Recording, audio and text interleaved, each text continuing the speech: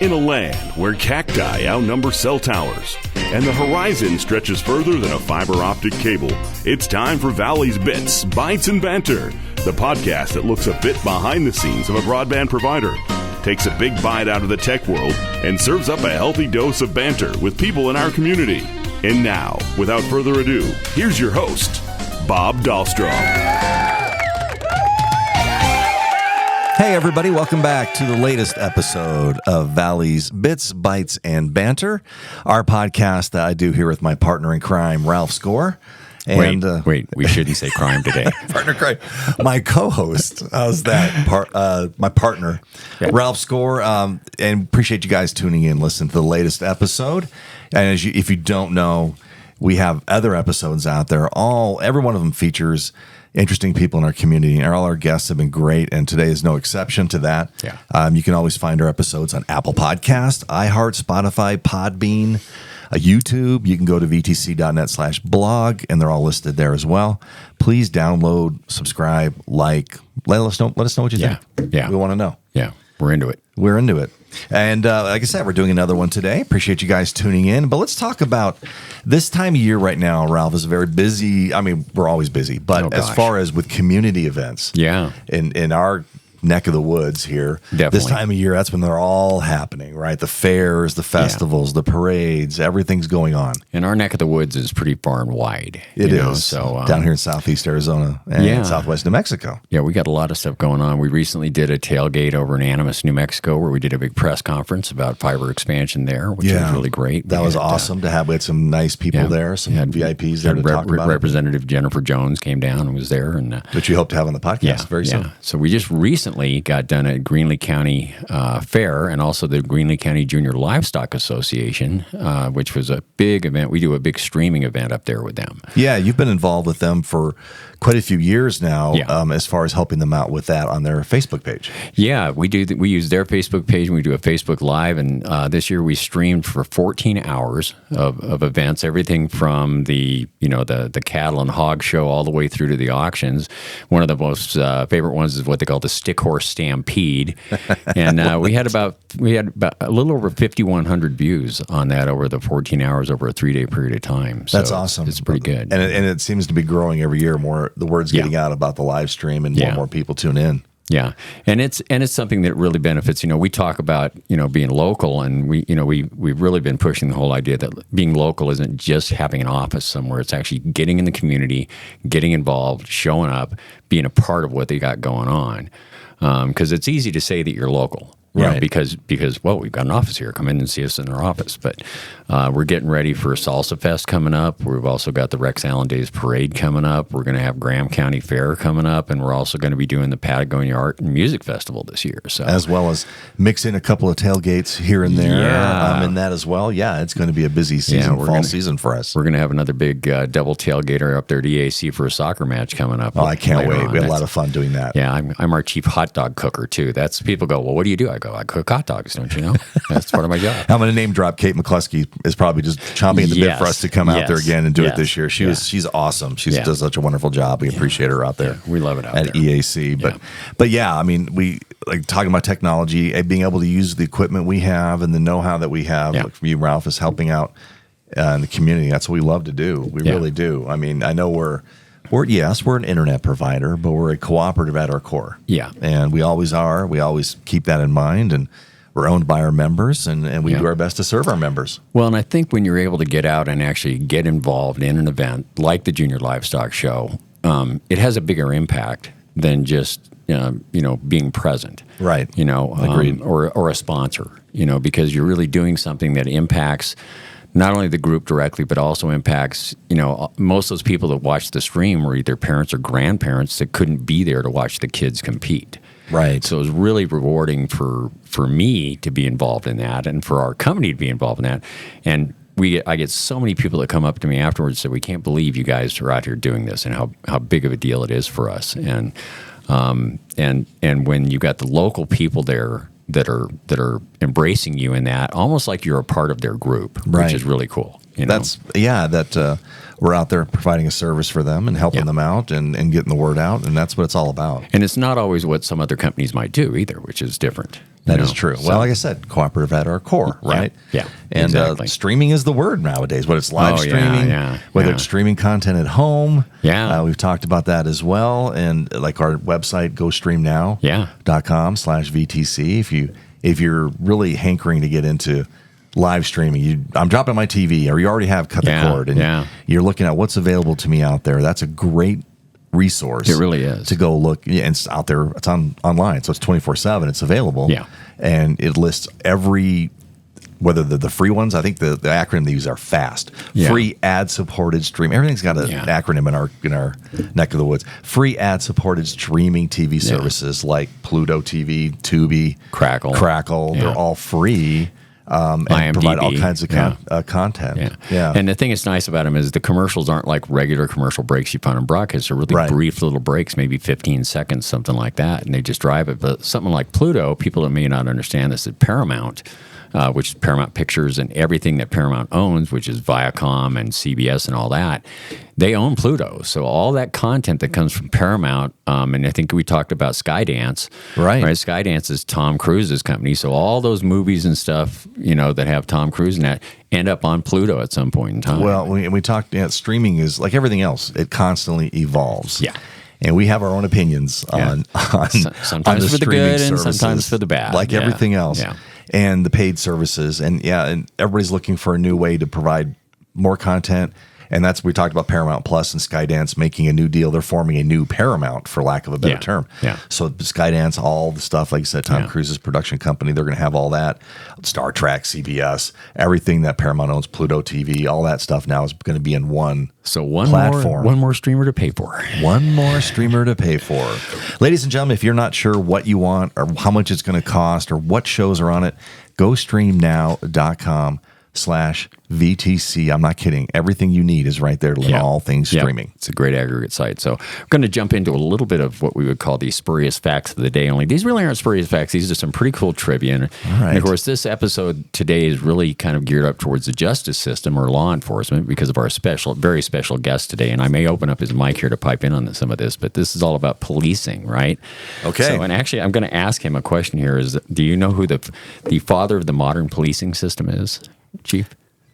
The modern policing system? No, I don't think I know who it is. I used to know that. This is the father of modern policing is Sir Robert Peel, who spent 30 years fighting for the establishment of the London Metropolitan Police in the early 1800s. And this is why police officers in London are called named Bobbies. That's I used to know that. I forgot his name. That's right. I do remember the name now. Yeah. Okay. So did you know that, police officers in Thailand can be forced to wear Hello Kitty armbands as punishment for infractions such as illegal parking and showing up late to work? Hey, what do you think, Chief? Would that work here?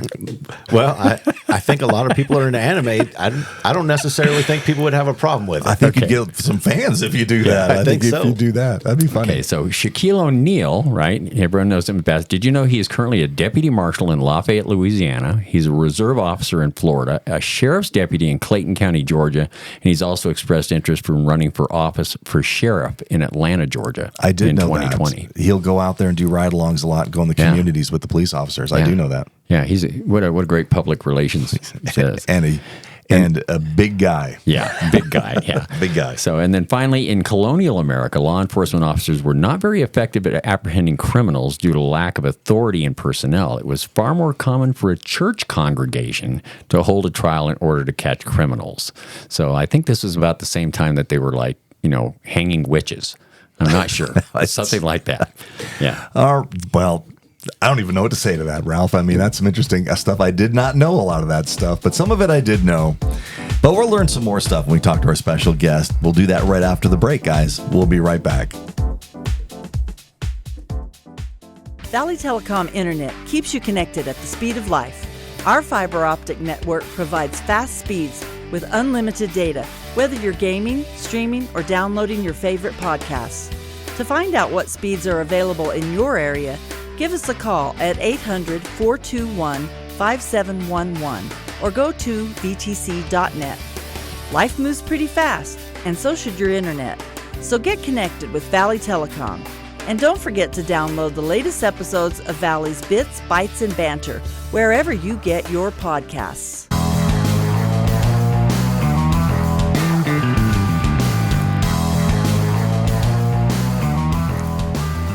Welcome back to Valley's Bits, Bytes, and Banter. And ladies and gentlemen, if you have a topic or a guest you think would be a great idea to have on our show, email us at podcast@teamvtg.net. Ralph and I will get those emails, and we will look at that because we're already formulating we have several shows ready to go. Yeah. That you're working on. Several guests already done. We have a list of guests we want to have on the show. Yeah. We have not had a guest say no to us yet. Yeah. Which is a good thing.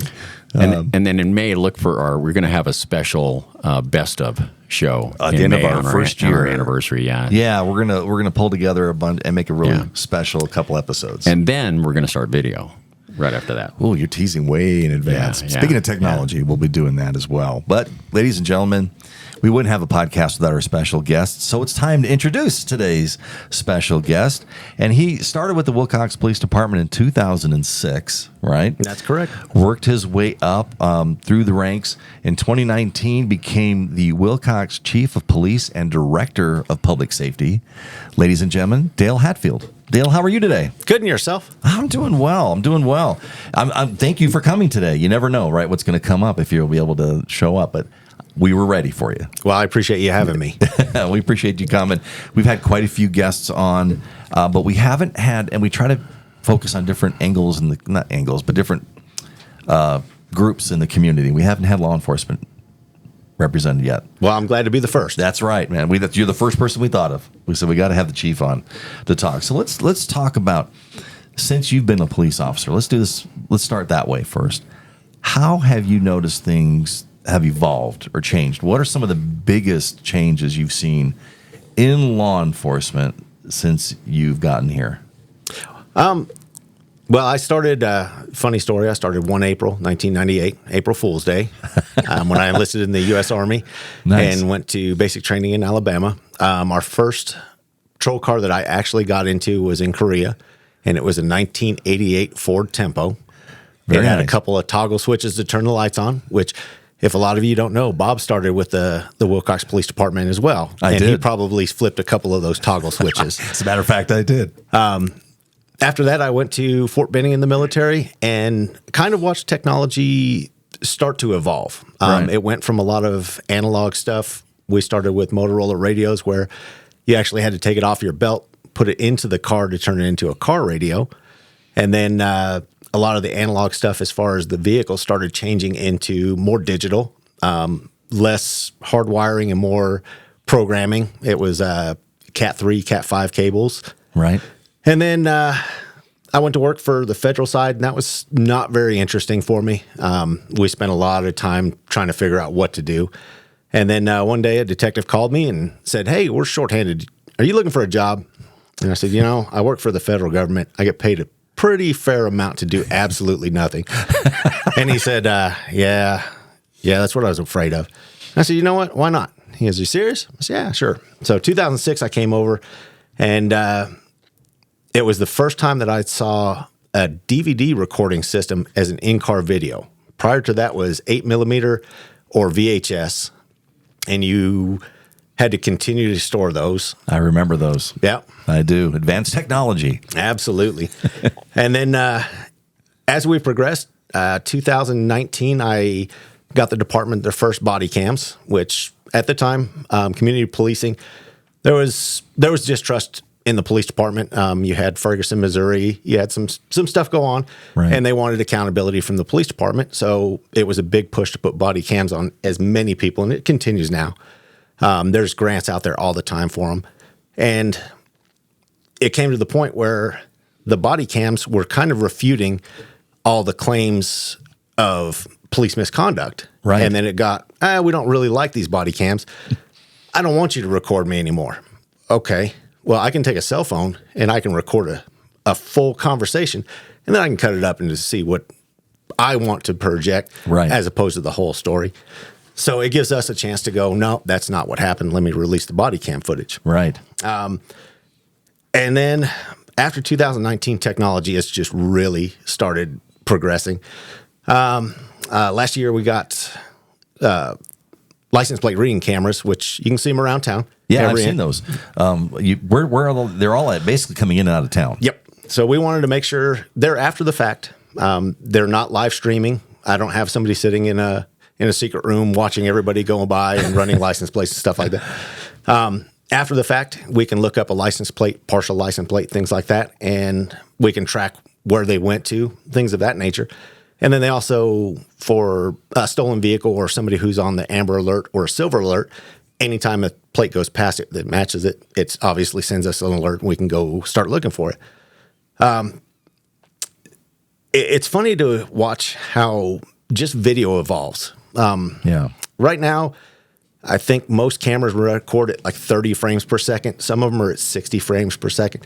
But it's a very small snip of what is actually happening. Right. So if you see these body cam footage and it's kind of chalky as they're going through the slow motion, and it's just capturing that one frame, I think it's one frame every 30 frames per second. Right. So it's a very small window, and sometimes it doesn't show exactly what happened because they're trying to slow everything down. Right. And unfortunately, when I started, or fortunately when I started, when you went into court, an officer's word was an officer's word. When I hired on, I had to take a polygraph to make sure I wasn't a liar.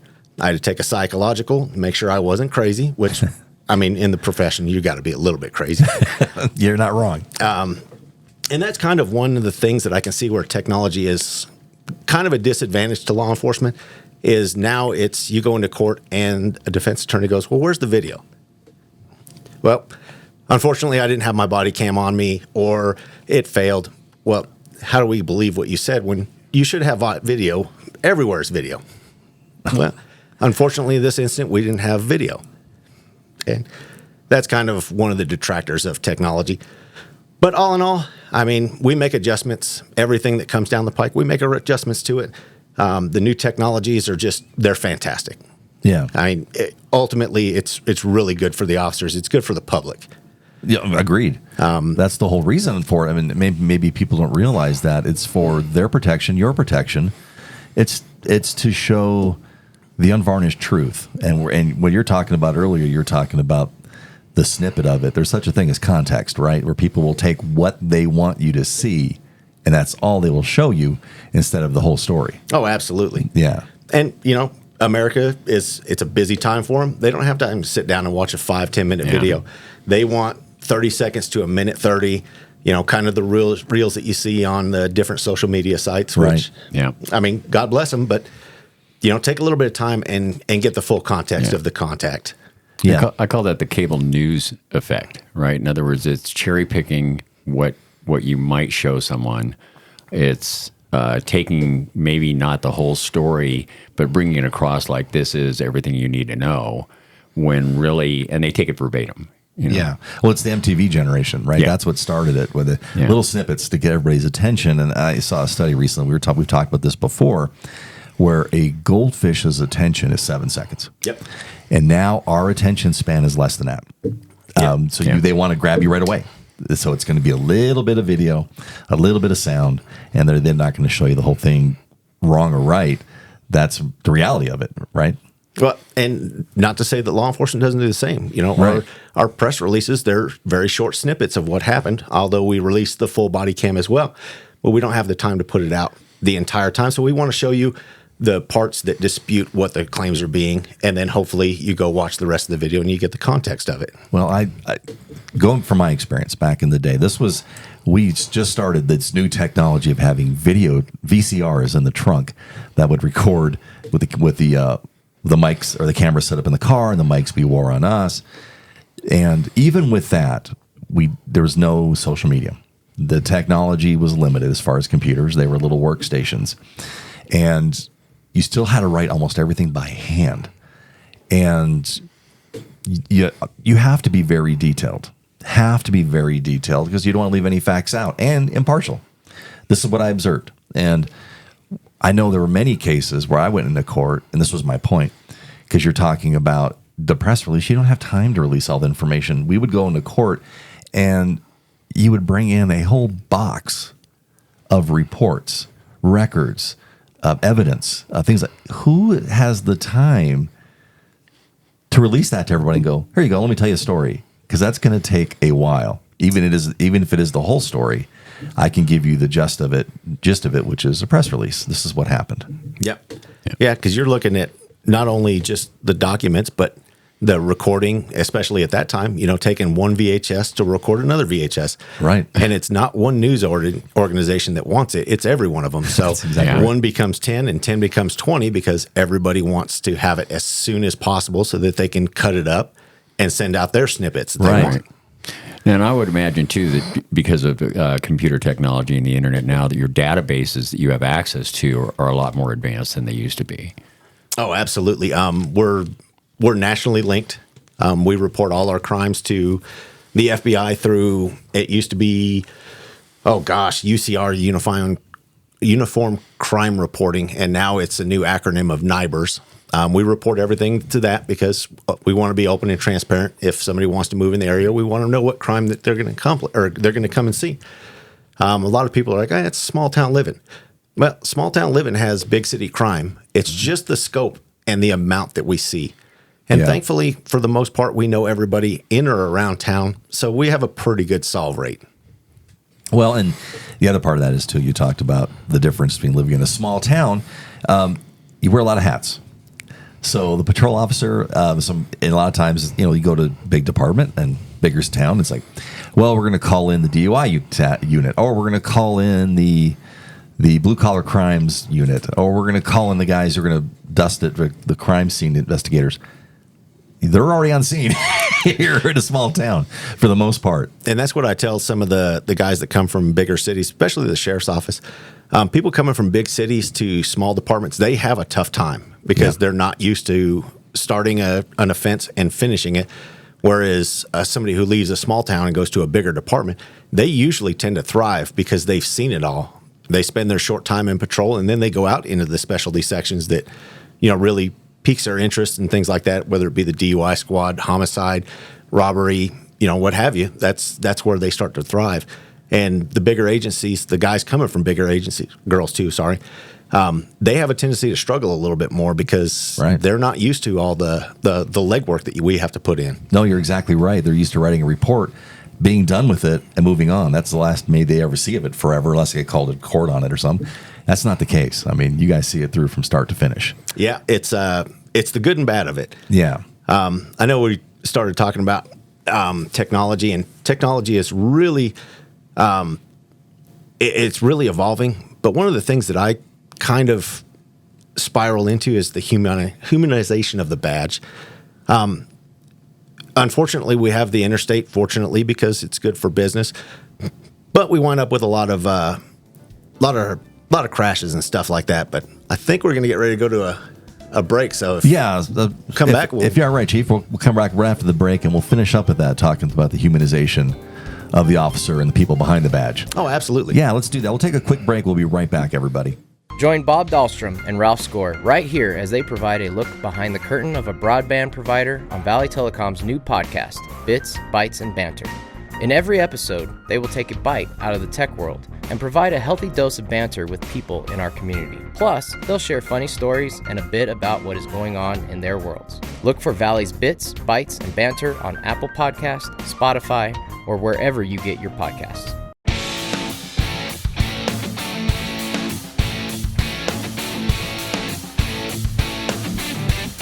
Welcome back, ladies and gentlemen, to Valley's Bits, Bytes, and Banter. And thanks for tuning in. Again, you can download this with all your other podcasts that you get and all our other episodes that we have by going to Podbean. That's where we host them, at podbean.com. You can search Valley's Bits, ', Valley's Bits. You can go to Apple Podcasts, iHeart, Spotify, a lot of other places, YouTube, vtc.net/blog.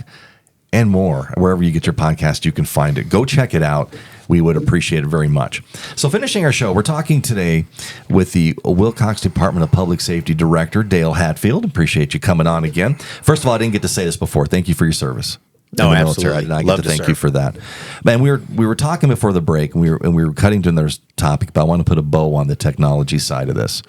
So, yeah, there's been so many changes. Even when I was an officer, that was pre-social media. It's amazing how things have evolved.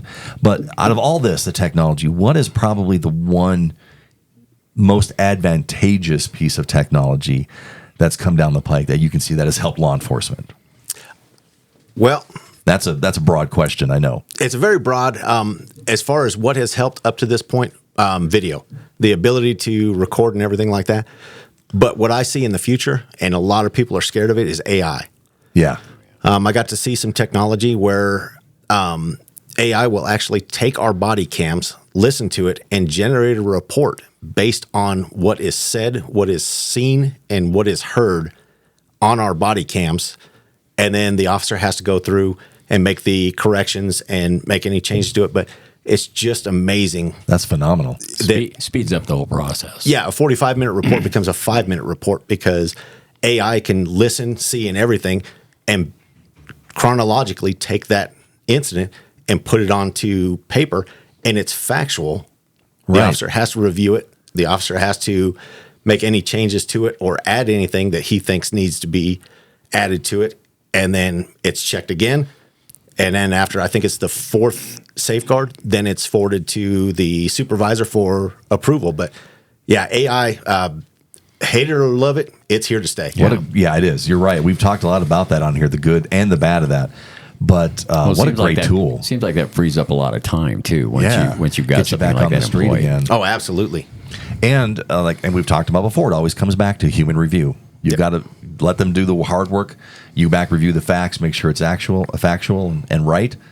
And that, man, the time savings has got to be phenomenal. Yeah, and it went from, I know a lot of agencies, they would actually dictate their reports. They would forward it to a legal secretary. The secretary would transcribe everything, put it into the report. He'd sign off on it saying, yep, this is good. And then it was done. So it saved his time, but obviously the legal secretary, it didn't save his or her time. Yeah, they had to take the time to do that in the back end, but it got them out there quicker Absolutely. than that. Yeah. So, talk about that, AI versus the human side of law enforcement, because that's what it boils down to. We're all people. Yeah. And I think sometimes people see the badge before they see the human behind it. So we were just talking about that. You were just starting to talk about the humanization of the officers behind the badge. It's something that's really kind of starting to be missed. Oh, absolutely. What do you think? What are your thoughts on that? Well, let's see. I started, 26 years. I think I've got just right over 18 years here at the department. Some of the things that are forgotten is the grievance for victims of crimes. And I don't want to take anything away from them, but the officers are forgotten about. I won't say his name because he might be mad at me and he'll kill me. But I watched a 50-something-year-old patrol officer in the median of I-10 doing CPR on a toddler for about 30 minutes because he didn't want to give up. He had grandchildren at the time. He didn't want to see anything happen to the little kid, but unfortunately, the time for that one had passed. He was restrained in the car when it rolled. Several people had been ejected. There was multiple fatalities. But he really tried to do everything that he could, and nobody sat back and at the time it was, well, I'll be all right, dust myself off, keep going. Right. Nobody asked, are you okay? And I think nowadays, if he and I sat down and talked about that, I think he probably wouldn't be okay with it. And that's one of the things that we're really starting to push is the mental health on the officers as well. Because, most people, I think the statistic is they'll see one traumatic event over a 20-year period. Right. Officers are seeing 20 events in a year. Yeah. So that's one of the big things is the mental health. And it also boils down to the community policing. I want the officers to be in the community because I want the community to know that the officers are people too. Right. We're not here to just do a job. If we were going to do that, we'd go work at DPS and we'd make a lot of money to do tickets and taillights. Yep. Every one of us has some vested interest in the community. Right. There are a few that live away and travel here. So that says something for the community. If somebody's willing to drive an hour before a 12-hour shift and then an hour home afterwards, it says something about the community that they want to serve. That's a good point. Well, it definitely makes them a part of that community. Whether people realize it or not, they're a part of that community. Yeah, I mean, you're working here, like I said, 12-hour shifts. They see you that on those, whether they interact with you or not, they see you. Oh, yeah. And yeah, you become a part of the fabric of the community. Yep. Even if you have to drive. And I know community policing, I 100% agree with you on that. Back in the day when I did it, part of what I did, I was a DARE officer for a while, and that was some of the most rewarding things I did as an officer, because it gives you a chance for people to see what an officer is actually. They're humans. They're people out there like you. They're adults. They're men. They're women, and they can be treated as such. And I think it gives a level of respect, a level of understanding between everybody. Well, I was going to ask you, how do you do that? How do you build that trust with people that maybe don't have a trust of the police? One of the things that I relay to the officers is never stop. Never stop trying, because the minute you give up on something, it's done and over with. That bridge is burned. It's not going to be opened back up. And it's not going to narrow the gap anytime soon. It's going to continue to widen it until another officer comes in, takes that place, and then tries to build it. And then he has to be the one that has to bring that back and then build the bridge in between. The biggest thing is interact with it. The officers have no problems. I mean, most of the time you see us, we're on the side of the road, we're making a stop. Last time I checked, our percentage of stops to citations we issue are 18%. So less than 1 in 4 get a citation. And that's one of the big things. We don't have to write a bunch of citations. We can stand on the side of the road. We can shoot the breeze with them and do an educational stop as opposed to enforcement. And unfortunately, there are some that really do need the enforcement. Fort Grant is a prime example. It's 35 miles an hour out there. We're writing tickets at 5 miles an hour over, and people are like, "Oh my God, I can't believe they're writing tickets at 5 over." Well, we're not telling you that we're stopping them at 65 in a 35. We're not telling you we're stopping them at 70 in a 35. They just see the 5 over because we're cutting the break of, hey, we don't need to write you a $500 ticket, $80 ticket. It's still expensive in this economy, but you're not living within the bounds. So that's kind of what it's for. Right. Yeah, I think that basically the gist of community policing, right, is educating, understanding both sides of it. Yep. Getting both perspectives. And I think it sounds like you guys are well on your way to doing a good job of helping the community understand that. Well, we can always do better. And that's the thing that I strive for is, once again, never give up. If we can do better, we're going to do better. If we get status quo and say, oh, we're the greatest things ever, we're not. We need to realize that. We got to continue on. Right. It's okay to have a good day, but you don't know what tomorrow's going to be like. You got to have bad days to have good days. Yeah, and you got to keep trying. Like you said, try again tomorrow. Yeah, that's it. It's like good weather. If all you live is in good weather, you don't appreciate it after a while. So Bob, I think, isn't it about time for our question of the day for the Chief? Are you ready for this, Chief? I think so. If I give you this question. Now, this is a question we come up. You have no idea what the question's going to be, and it's not like, is the sky blue? Close enough. But you don't know what it's going to be, but you have a little control over it. So I have 8 questions. You just tell me what number you'd like between 1 and 8, and that is the question I'll read you. Let's go with number 6. Number 6. What is your least favorite planet? My least favorite planet. Please don't say Pluto. I don't think Pluto is a planet anymore. Yeah, that was rude, but they just did away with Pluto. Right. I would probably go with, I would say Jupiter, but it's a really good looking planet. It really is. It really is, right? Like to see it up close. Let's go with Mercury, because you're too close to the sun. It's just going to be too hot. I like that answer. I like Mercury is not your favorite planet. I was going to say Earth, because I really have a problem with most of the inhabitants here. Well, I don't know how to help you there, Ralph. If you say Earth is your least favorite planet, man. All right, Mercury. I think that's an excellent answer. I like that answer at all. Well, ladies and gentlemen, I think we've come to the end here of another episode of Valley's Bits, Bytes, and Banter. We'd like to thank today's guest, Willcox Police Chief and Department of Public Safety Director Dale Hadfield. Dale, once again, thank you very much for coming on. We'd be glad to have you anytime you want to come back on and talk. Thanks for having me, and anytime you need me. You know where I live and work. I do. I know where to find you. So thanks again for tuning in to Valley's Bits, Bytes, and Banter. Take care, everyone.